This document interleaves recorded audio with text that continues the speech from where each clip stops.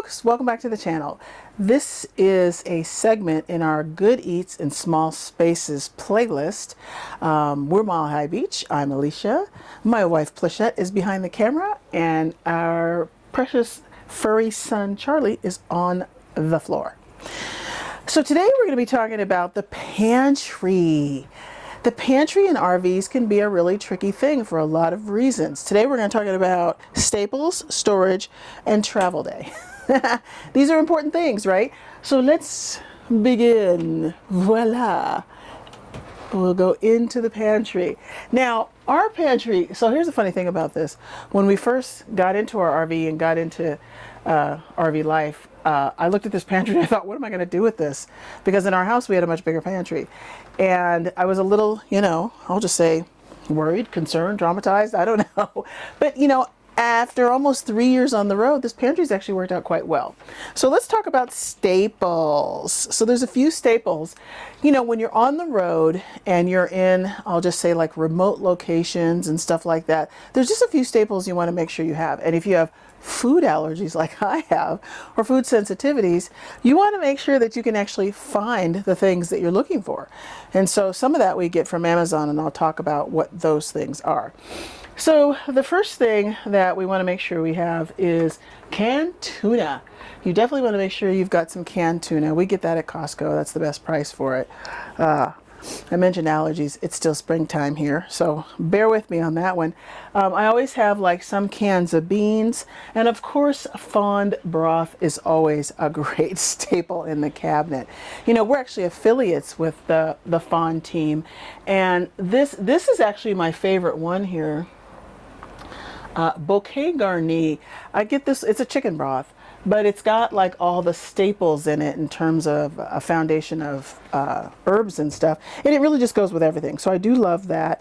What else do I want to say? So I said, tuna, the broth, beans. I actually get canned chicken. I know that sounds really super gross, but the canned chicken from Costco, the Kirkland brand, is actually pretty good, and I make a chicken salad with it, and maybe I'll do that as a recipe on the Good Eats Small Spaces. But I do canned chicken and chickpeas, and I make a curry chicken salad. It was actually quite yummy.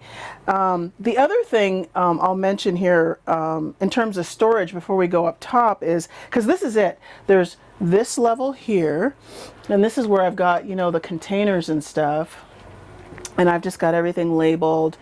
And what was interesting is it wasn't easy.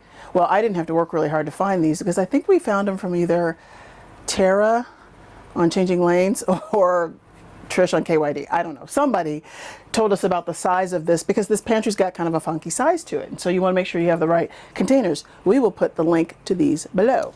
So it has one row back, and then I just put these, in the front. So I've got like quinoa, brown rice, so on and so forth down here. And then this is just cans up here. And this is probably like 3 rows of cans. So it's not like it's super deep. But, it serves the purpose. And like I said, after 3 years, it's really worked out great. Now you can see up here too that I've got a couple of baskets. So this basket here on the left has my, it's kind of a mess in here, but this basket on the left actually has my Asian ingredients in it. So I've got my mirin, rice wine vinegar, so on and so forth. I've got that stuff there. And then over here, olive oil. What's nice is none of this stuff moves on travel day. And we'll talk about travel day in a second. I think that's all I want to say about that. You see we've got our keys and our headlamps up in here. Just up in here is a little bit more storage, and so I keep my pasta and stuff like that up here, because this is the only kind of pasta I can have, which is the tinkyata, and we actually get this from Amazon, and that works out great. So I've got this, and then the noodle pasta is down here.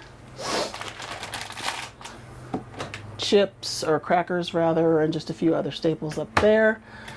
Let me see, did I cover everything?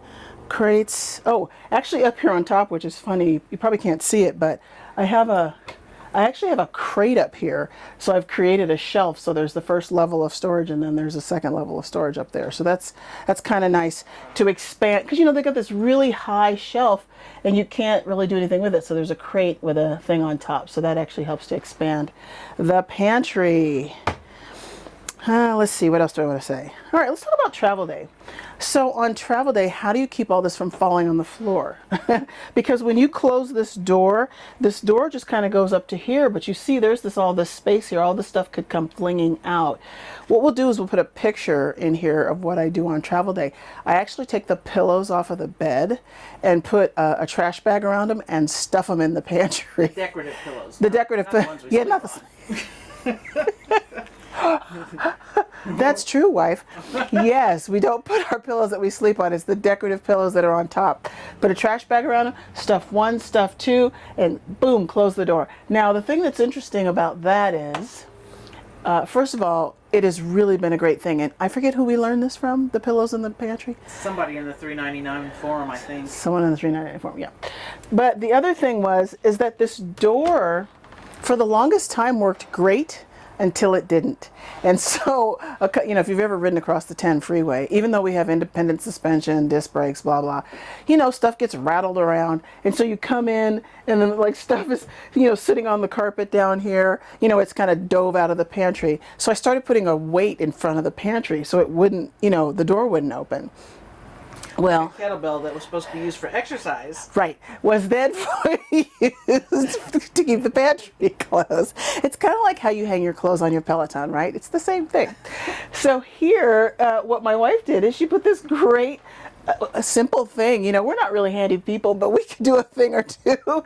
And this makes a huge difference. I just turned that, the pantry's locked, and so now the door doesn't fling open on travel day. So that's it. It was staples in the pantry, storage containers, baskets, bins, and crates, and then travel day. Just how do you keep it all together in your pantry? So how do you keep it all together in your pantry? I know RVs can be notorious for having all kinds of different sizes of things or sizes of spaces for pantry. So, and this might seem like a huge pantry for some, but what do you do in your pantry? How do you keep it all together? How do you keep it from flying all over the place on travel day?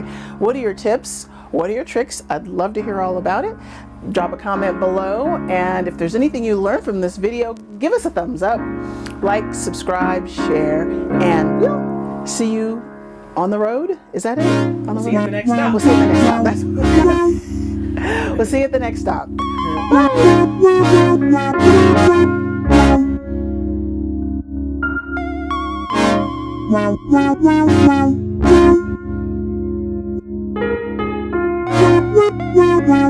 Bye.